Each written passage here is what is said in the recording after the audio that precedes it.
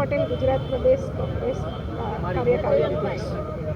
આજે હું અહીંયા કોઈ રાજકીય રીતે નહીં, પણ એક મહિલા તરીકે એક દીકરીને ન્યાય અપાવવા માટે આ નારી સ્વાભિમાનના ધરણામની અંદર હું સમર્થન આપવા માટે આવી છું. મારે એટલું જ કહેવું છે કે ભાજપની સરકાર જ્યારે આટલી બધી નારી સુરક્ષાની વાતો કરી રહી છે, નારી સ્વમાનની વાતો કરી રહી છે, નારીને ન્યાય આપવાની વાતો કરી રહી છે, નારીના ઉદ્ધાર માટેની યોજનાઓ મૂકી રહી છે, એ બધું શું કામનું? આજે તમે જુઓ કે કેટલા સમયથી અમારા જેનીબેન ઠુમ્મર જે એક દીકરીને ન્યાય અપાવવા માટે એકલા ઝઝૂમી રહ્યા છે, ત્યારે આ વિસ્તારની ભાજપની નારીઓ ક્યાં ગઈ છે?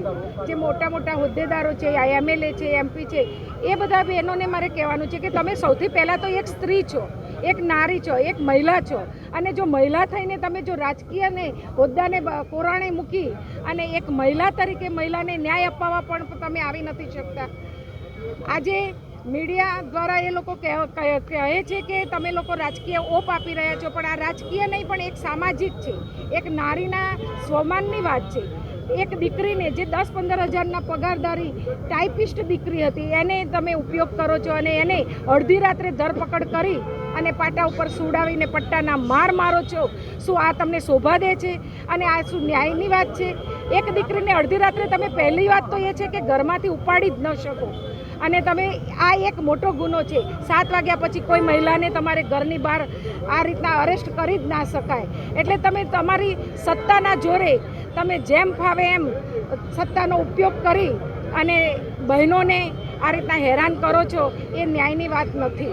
આજે મારે એક મહિલા તરીકે કહેવું છે કે જો ગુજરાતની અંદર મહિલા સુરક્ષાની વાતો કરવામાં આવતી હોય તો કેટલી મહિલાના ગળા કપાય છે, કેટલાના બળાત્કાર થાય છે અને કેટલી મહિલાઓનું શોષણ થાય છે, ત્યારે આ ભાજપ સરકાર ક્યાં ગઈ છે?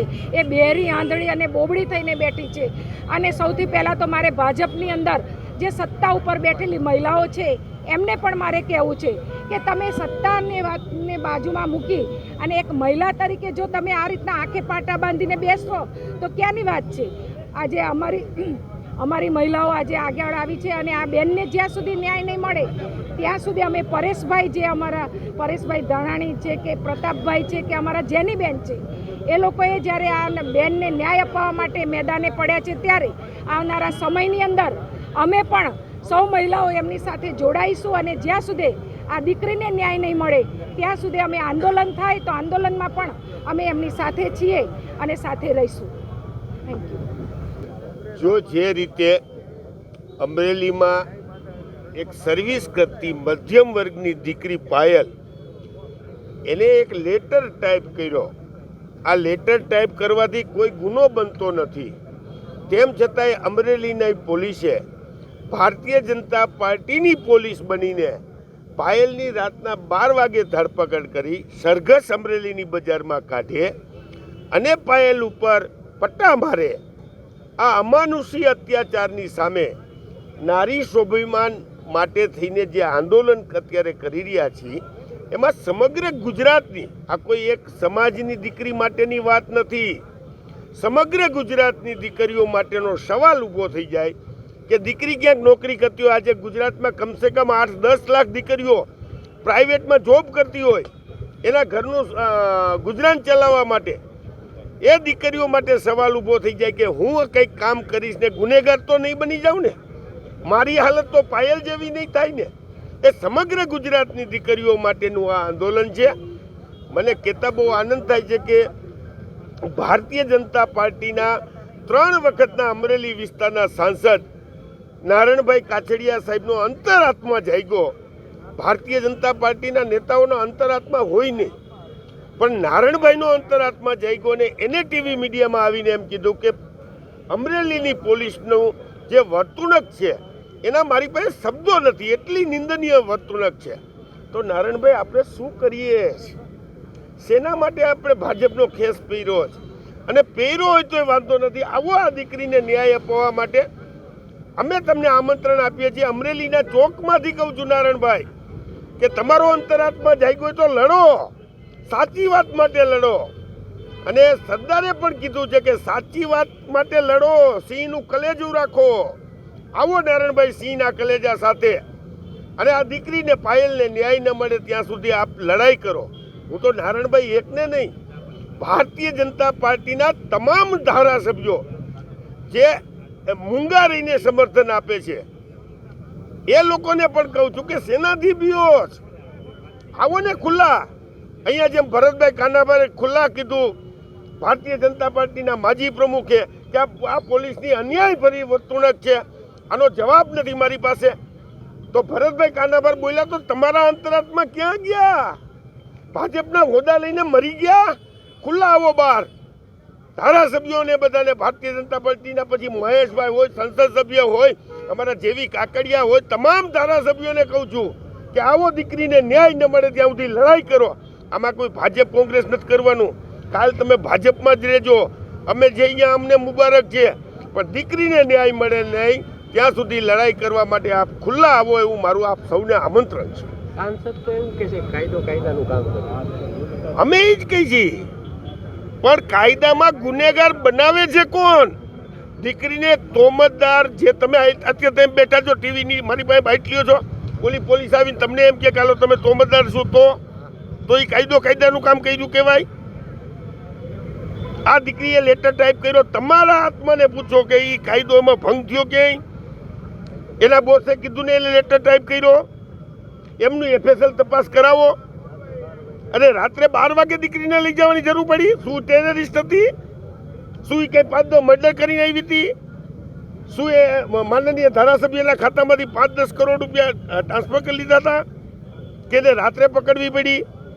આ સીધી વાત છે હાવ. અને વરઘોડો કાઢવો પડે.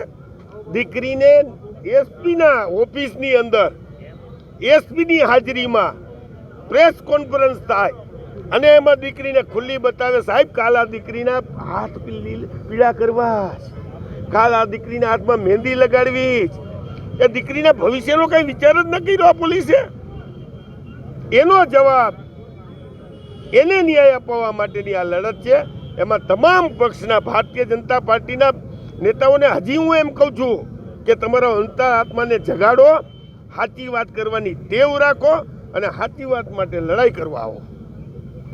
અમરેલીની દીકરી પાયલ ગોટી ઉપર બિન અધિકૃત રીતે એફઆઈઆર કરવામાં આવે, એમની રાત્રે 12 વાગે ધરપકડ કરવામાં આવે, એમનો વરઘોડો કાઢવામાં આવે, પોલીસ સ્ટેશનની અંદર જવાબદાર અધિકારીઓની હાજરીમાં એને પટ્ટાથી મારવામાં આવે. સીટની રચના થાય ત્યારે સીટના અધિકારીઓ એને રાત્રે એની ઘરેથી મેડિકલ ચેકઅપ કરવા માટે લઈ જાય. આ ક્યાંનો ન્યાય છે? આજે નારી સ્વાભિમાન આંદોલન સમિતિએ આજથી ગુજરાતની અંદર આંદોલનના શ્રી ગણેશ કર્યા છે, ત્યારે આખાએ સૌરાષ્ટ્રભરના 18 વર્ણના 100 આગેવાનો આ આંદોલનને સમર્થન આપવા માટે આવ્યા છે. આ આંદોલન સમિતિ, આ મીડિયાની સામે કહું છું કે આંદોલન સમિતિ 1-2 દિવસની અંદર જલદ કાર્યક્રમો આખા સૌરાષ્ટ્ર અને ગુજરાતની અંદર થાય એના માટેનું આયોજન કરી રહી છે. અને આંદોલન કાર્યક્રમ થયા પછી ગુજરાતની અંદર એ રીતે આંદોલન થશે કે આ સરકારને ઘૂંટણીએ પાડી દેતા વાર નહીં લાગે. આ કોંગ્રેસ અને મુદ્દો બનાવી રહી છે એવી વાત. આ આંદોલન નારીના સ્વાભિમાન માટેનું આંદોલન છે અને દુઃખ એ વાતનું છે કે અમે પણ સામાજિક આગેવાનો છીએ અને સામાજિક આગેવાનો પછી કોંગ્રેસમાંથી ચૂંટણી લડી અને જીતા છીએ. અમે પ્રજાના અવાજ માટે બોલીએ છીએ. જ્યારે આ ગુજરાતની અંદર નારીના સ્વાભિમાનની વાત આવી છે, પરસોત્તમ રૂપાલા ક્ષત્રિય સમાજની દીકરીઓ વિશે બોલે ત્યારે પણ અમે સૌ મેદાનમાં આવ્યા છીએ. પરેશભાઈએ તો જવતલિયા બનીને એની સામે ઢાલ બનીને ઊભા રહ્યા હતા.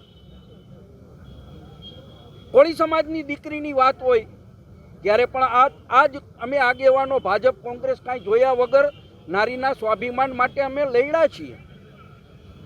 અને જો આ લડાઈને કોઈ આ કોંગ્રેસ પાર્ટી મુદ્દો બનાવવાની વાત કરતા હોય તો ખરેખર એને શરમ આવવી જોઈએ કે અમે દીકરી માટેની લડાઈ લડીએ છીએ, દીકરીના ન્યાય માટેની લડાઈ લડીએ છીએ, અને તમે દીકરીને ન્યાય આપી દો. અમે કહીએ છીએ કે ભરતભાઈ કાનાબાર, નારણભાઈ કાછડિયા, તમે આવો આ દીકરીને ન્યાય અપાવવા માટે આ મંચ ઉપર આવો. ભાજપના અહીંથી અમરેલી જિલ્લામાંથી 5 ધારાસભ્યોને ચૂંટીને મોકલા છે, 1 સંસદ સભ્યને ચૂંટીને મોકલા છે. એ આ મંચ ઉપર આવીને દીકરીને ન્યાય અપાવે. અમે એનું સન્માન કરવા માટે તૈયાર છીએ, એની આગેવાનીમાં આંદોલન કરવા તૈયાર છીએ. અમે રાજનીતિ કરવા નથી માગતા, રાજનીતિ કરવા માગતા હોય તો એને આમંત્રણ ન આપીએ.